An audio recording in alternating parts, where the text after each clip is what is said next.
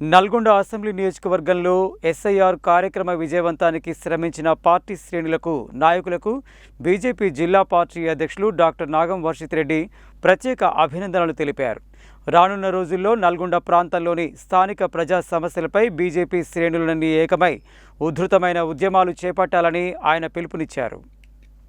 నల్గొండ పట్టణ మండల కార్యవర్గ విస్తృత స్థాయి సమావేశం సోమవారం బీజేపీ కార్యాలయంలో నిర్వహించారు. ఈ కార్యక్రమానికి ముఖ్య అతిథిగా విచ్చేసిన జిల్లా పార్టీ అధ్యక్షులు డాక్టర్ నాగం వర్షిత్ రెడ్డి మాట్లాడుతూ, నల్గొండ అసెంబ్లీ నియోజకవర్గంలో బీఎల్ఏల నియామకంతో పాటు ఎస్ఐఆర్ కార్యక్రమ విజయవంతానికి శ్రమించిన పార్టీ శ్రేణులకు, నాయకులకు ప్రత్యేక అభినందనలు తెలిపారు.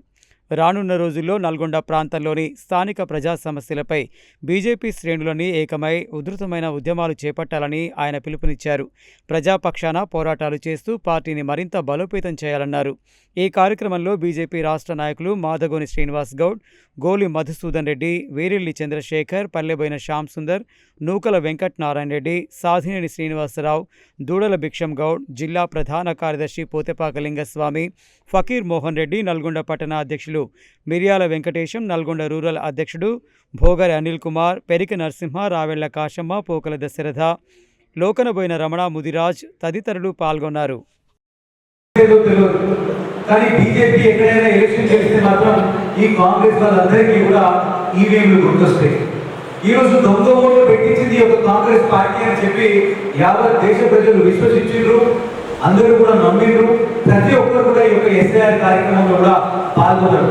మొన్న జరిగినటువంటి వెస్ట్ బెంగాల్ ఎలక్షన్ కావచ్చు, రేపు జరగబోయే తెలంగాణ ఎలక్షన్ కావచ్చు, ఎక్కడ ఎలక్షన్ జరిగినా కూడా ఈరోజు అధికారులు వారి పని వారు చేస్తూ ఉన్నారు.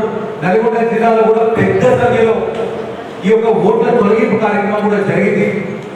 ఎందుకంటే రోహింగ్యాలు ఈరోజు భాగ్యనగర్, హైదరాబాద్ తర్వాత అత్యధిక సంఖ్యలో బంగ్లాదేశ్ నుంచి, అదేవిధంగా కొన్ని చోట్ల నుంచి అయితే పాకిస్తాన్ లో ఉన్నటువంటి స్లీపర్ సెల్స్ కూడా ఈరోజు హైదరాబాద్ లో, నల్గొండలో ఈరోజు యాక్టివేట్ అయిపోయి, ఎక్కడ టెర్రరిస్ట్ యాక్టివిటీ జరిగినా కూడా నల్గొండకి దాని మూలాలు ఉంటాయంటే ఈరోజు హిందువులని భయభ్రాంతులు చేసే విధంగా